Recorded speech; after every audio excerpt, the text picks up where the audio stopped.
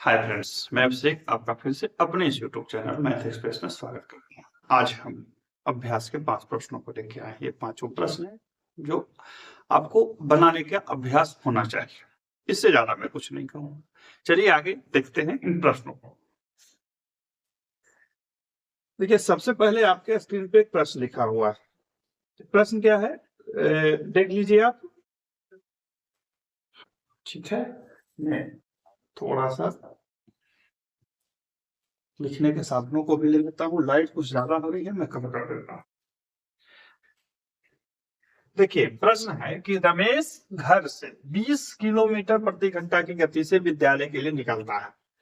आधे घंटे बाद वह अपनी गति 30 किलोमीटर करके उतनी ही दूरी तय करता है जितनी पहले कर चुका था। उसकी यात्रा में लगा समय क्या है? बहुत सिंपल प्रश्न है, बस समझने भर का देखिए, समझ गए तुरंत बन जाएगा। रमेश अपने घर से 20 किलोमीटर प्रति घंटा की गति से विद्यालय के लिए निकलता है और आधे घंटे बाद, यानी कि आधा घंटा तक चला है। तो लिखेंगे आधे घंटे में, यानी चली गई दूरी बराबर आधे घंटे में चला दूरी बराबर 20 किलोमीटर प्रति घंटा की रफ्तार से चल रहा था, आधा घंटा चला यानी कि 10 किलोमीटर बन गया। एक स्टेप हमने पूरा कर दिया। आधे घंटे बाद वह अपनी गति 30 किलोमीटर करके उतनी ही दूरी तय करता है, यानी कि 30 kmph पर 10 किलोमीटर ही चला। अब लिखेंगे नया चाल से 10 किलोमीटर दूरी तय करने में लगा समय। अच्छा, एक चीज बताइए, ऐसा कैसे हमने पकड़ा? कुछ नहीं है, रमेश घर से 20 किलोमीटर चला, आधा घंटा तक चला, आधा घंटा में 10 किलोमीटर चला। अब 10 किलोमीटर को वो कहता है कि बाद में 30 किलोमीटर प्रति घंटा की चाल से चला, तो समय बराबर 10/30, यानी कि 1/3 घंटा। अब 1/3 घंटा मतलब 20 मिनट। तो 20 मिनट भैया यहां लगा और आधा घंटा वहां चला था, यानी कि 30 मिनट। तो कुल समय कितना हो गया? 30 + 20 यानी कि 50 मिनट। हमने अंग्रेजी में MNT लिखा, तो 50 जहां है आपका, आप उसको आंसर ऑप्शन लगा दीजिए, टिक लगा दीजिए, बन गया। कहीं कोई दिक्कत हुआ? नहीं हुआ। क्यों नहीं हुआ? क्योंकि मैथ में कोई जान नहीं था, कंसेप्ट और कुछ नहीं, कुछ करना ही नहीं था इस मैथ, इसलिए आसानी से बन गया। और मैथ ऐसे ही आसान हो कर जब आप अभ्यास करते हैं। यदि आप अभ्यास नहीं करते हैं, अब एक चीज और ध्यान रखिएगा कि बहुत सारे लोग अभ्यास करने के चक्कर में क्या करते हैं ना, कि वो तरह तरह से चीजों को अलग अलग तरीकों से या अलग अलग, नहीं, कुछ नहीं। अभी आप देखेंगे विभिन्न प्रकार के ओलंपिक्स में या कहीं पर भी, जो नॉर्मल घर के बच्चे हैं, दाल भात चोखा चटनी भुजिया पापड़ की अचार खाने वाले, वो मेडल जीत के लाते हैं। अब बाकी जो GDP वाले बच्चे हम जैसे, वो ऐसे ही रह जाते हैं। तो आप भी GDP वाले बच्चे मत बनिए, नॉर्मल बच्चे बनिए। घर पे किताब रखिए, खूब पढ़िए, सफलता आपके पास रहे। ज्यादा इधर उधर कीजिएगा, बहुत समस्याएं होगी, ठीक है ना, बहुत ज्यादा समस्या होगी। अब कहता है कि किस चक्रवृद्धि ब्याज की दर से कोई धन 2 वर्षों में 9 गुना हो जाता। प्रश्न है कि क्या हुआ, नहीं हो गया क्या? चलिए, नहीं है, ये काम नहीं करेगा बेचारा, सो गया। तो दूसरा से लिखते हैं, किस CI की दर से, किस CI यानी कि चक्रवृद्धि ब्याज की दर से कोई धन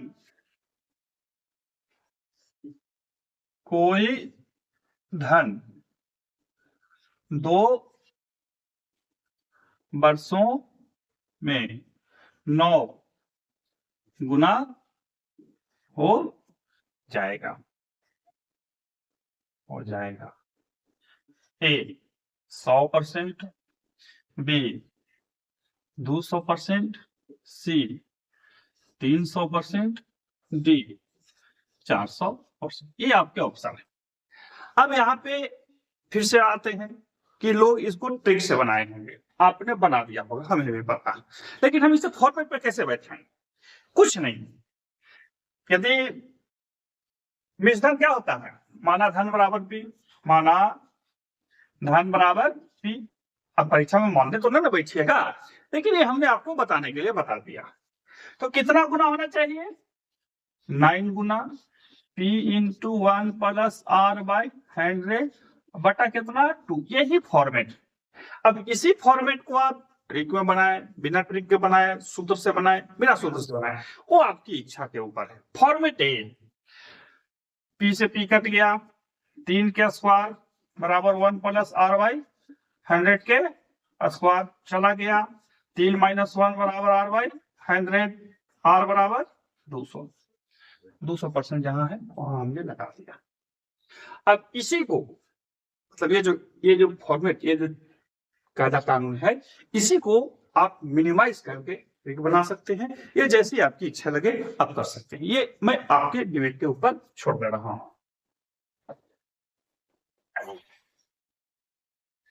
देखिए, मैं तो बार बार बोलता हूं कि जब भी ट्रिक बनाइए आप अपना बनाइए, जो भी मेथड बनाइए आप अपना बनाइए।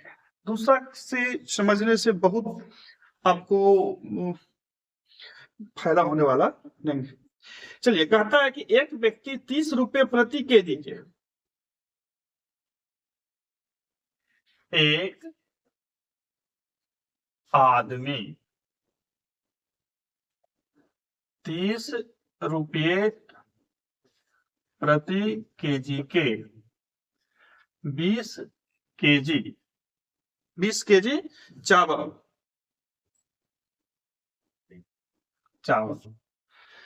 ध्यान दीजिएगा, एक व्यक्ति 30 रुपए प्रति केजी के 20 केजी चावल, 25 रुपए के 30 केजी, 25 रुपये प्रति केजी के 30 केजी के चावल के साथ मिलाकर, मतलब इसे मिला देता है, मिलाकर बेचता है। ठीक है, मिलाकर बेचता है। मिश्रण का औसत मूल्य बताओ। औसत मूल्य क्या है? ए 35 रुपये प्रति केजी, बी 27 रुपये प्रति केजी, सी 38 रुपये प्रति केजी, डी 9। ये आपके ऑप्शन है।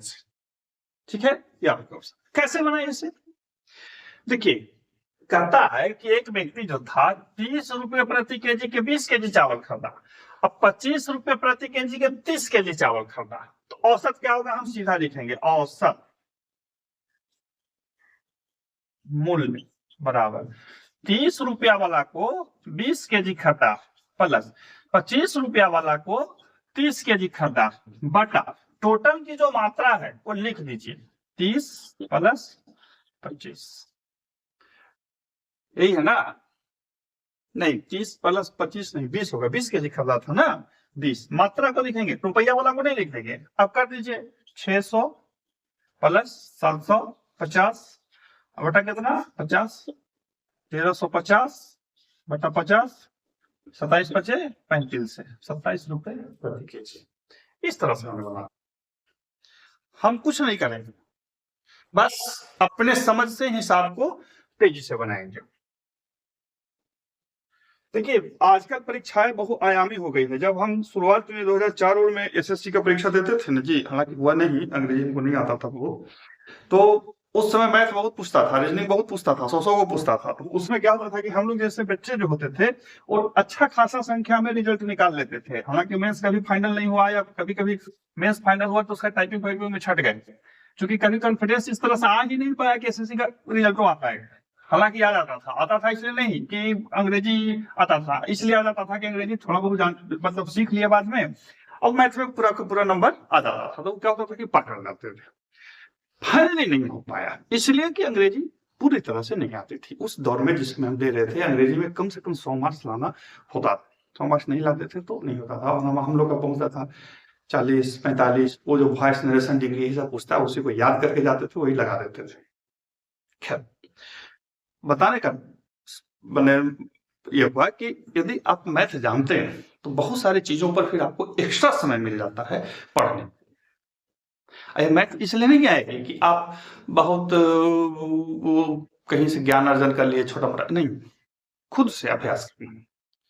हम लोगों ने मैं इसलिए बोल रहा हूँ कि हमारे जैसे आप देखेंगे बहुत सारे आपके साथी मिलेंगे, बहुत सारे आपके बच्चे मिलेंगे, बहुत सारे ग्रुप्स में मिलेंगे जो शुरुआत में बहुत कम जानते हैं लेकिन बाद में वो अच्छी खासी जानते हैं। तो इसके पीछे कारण ये नहीं होता है कि वो कहीं से घोर करके पी जाते हैं, वो मेहनत करते हैं। आपको भी मेहनत करनी चाहिए। अभी मत समझिएगा कि हम आपको कह रहे हैं कि आप मेहनत नहीं करते हैं। चलिए, चौथा प्रश्न है कि दो आदमी की वर्तमान आयु का अनुपात 7:11 है। ये बहुत आसान प्रश्न है। दो आदमी के वर्तमान आयु का अनुपात 7:11 है। ठीक है, 7:11 है। 4 वर्ष पूर्व 4 वर्ष पूर्व उनकी आयु 4 वर्ष पूर्व उनकी आयु का योग 64 है। आयु का योग 64 वर्ष है। योग कितना है? 64 वर्ष है। बड़े की आयु क्या होगी? बड़े की आयु क्या है? ए 28 वर्ष, बी 44 वर्ष, सी 34 वर्ष, डी नन। ये नन हम सब में दे देते हैं, ये वाला नहीं दे देते। चलिए आइए इसको बनाते हैं, कैसे करें। अच्छा, इस तरह की चीजों को कैसे बनाएंगे? माना आयु वर्तमान बराबर 7x और 11x। लिख सकते हैं कि नहीं लिख सकते हैं? वर्तमान आयु, ये हमने कैथी लिपि में लिखा है। कैथी लिपि मतलब समझते हैं? जो किसी को ना दिखाई पड़े। पुराना जमाना में जो कोर्ट कचहरी में ना कैथी लिपि लिखाता था। कैथी लिपि कोई पढ़ता नहीं था, वही पढ़ता था जो क्या बोलते हैं, कोर्ट के बाबू लोग होते थे, उनको पैसा देना पड़ता था। तो वैसे यही है। ठीक है, हम लिखेंगे, हम ही पढ़ेंगे, बाकी आपको समझना है। मानव आयु वर्तमान जो है 7x और 11x है। 4 वर्ष पूर्व तो 7x - 4 प्लस 11x - 4 इसका टू कितना? इसका टू 64। 11 और 7 18, x equal to 72, x equal to 4। अब बड़का क्या आयु पूछ रहा है? 11 चौके 44। सिंपल है। हमने कोई उछल-कूद नहीं की, हमने कोई एक्स्ट्रा नहीं लगाया, हमने कोई दिमाग नहीं लगाया। हिसाब आपके सामने। और हमको कोई जरूरत भी दिमाग लगाने से नहीं है। इसलिए नहीं है कि भाई हमने मेहनत किया, आप भी मेहनत कीजिए। ठीक है, देखिए जिंदगी में नहीं आना कोई अपराध नहीं है। क्या दिक्कत? नहीं आता है। बहुत बार हम भी कहीं जाते हैं, कोई पूछता है, अरे भाई इस पर थोड़ा बताओ, बोल देते हैं अभी नहीं बता पाए। क्या दिक्कत है? तुमको मानना है मानो, नहीं मानना है मत मानो। तुम्हें मानने नहीं मानने से कोई फर्क थोड़ी पड़ता। सबसे बड़ा फर्क पड़ता है कि आप कितना जानते हैं। ठीक है, आइए अगला प्रश्न देखते हैं। ये बहुत अच्छा प्रश्न है। इस प्रश्न को पढ़िए, एक नजर देखिए। एक आदमी 6 मीटर लंबे खंभे की 8 मीटर लंबी छाया पर खड़ा हुआ है। एक आदमी 6 मीटर लंबे खंभे पर खड़ा है। हम प्रश्न को थोड़ा चेंज करते रहे, ठीक है, थोड़ा आसानी से, थोड़ा ये जानते हैं प्रश्न क्या क्या थोड़ा उल्टा पलटा करके लिखा है।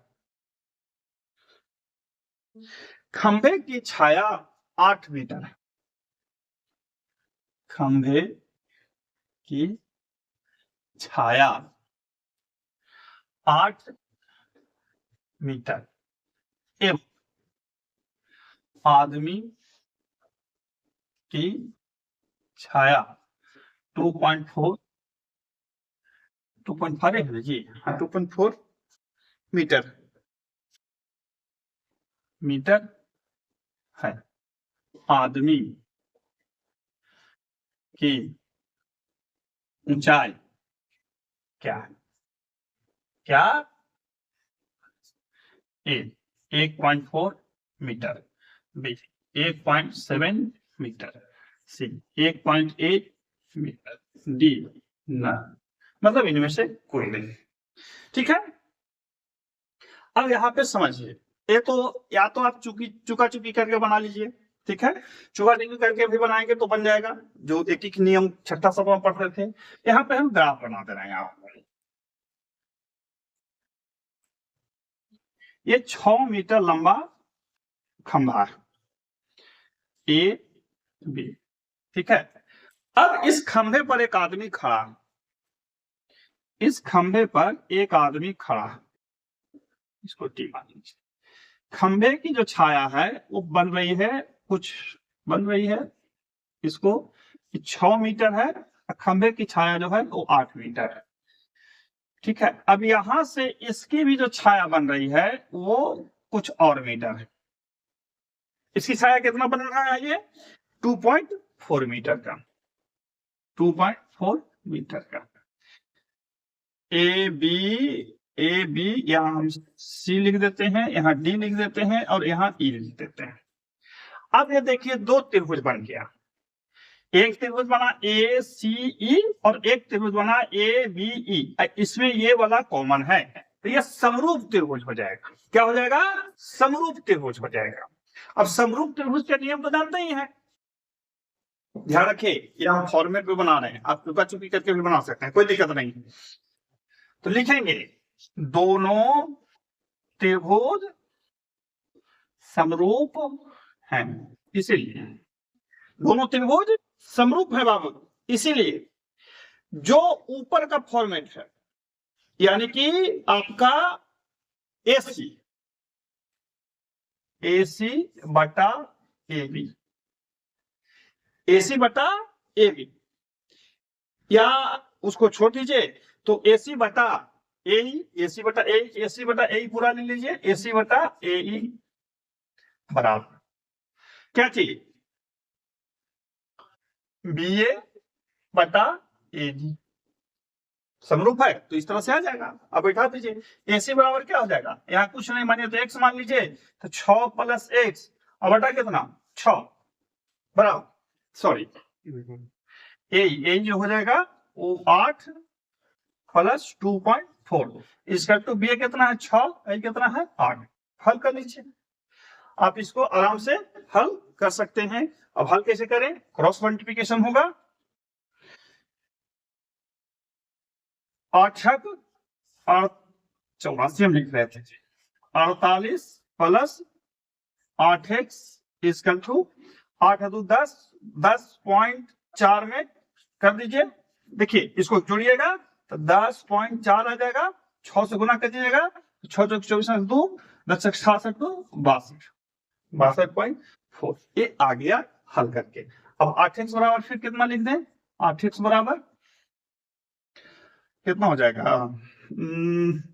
62.4 में से 48, 4 8 4 से ले 4 5 1 6, तो हो जाएगा 14.4, 18 8 44 से 1.8 जहां पे है हम उसको लगा दिए। तो ये फॉर्मूला नियम हुआ, कहते हैं हम। अब चुका चुकी करके भी बना सकते हैं।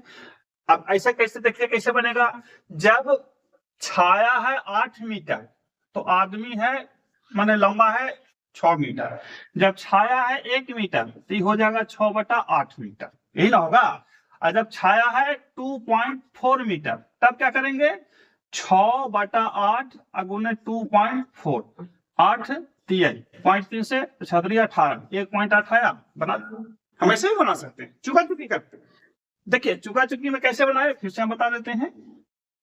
बोलिएगा सर किच किच कर दिया, नहीं, ये फॉर्मेट है। जो फॉर्मेट इसलिए कि बाद में बड़ा हिसाब पूछेगा, तब कैसे बनाइएगा, गड़बड़ा जाइएगा ना। अब चुका चुकी करके बनाएंगे तो यहाँ पर बता देता हूँ। देखिए जब छाया, चूंकि छाया दोनों में दिया हुआ, जो दोनों में दिया हुआ था वही माना जाता है। जब छाया है 6 मीटर तो वस्तु लंबा है 8 मीटर। जब छाया होगा 1 मीटर तो वस्तु लंबा होगा 8/6 मीटर। जब छाया है 2.4 मीटर तो वस्तु लंबा होगा, उल्टा कर दिया क्या जी,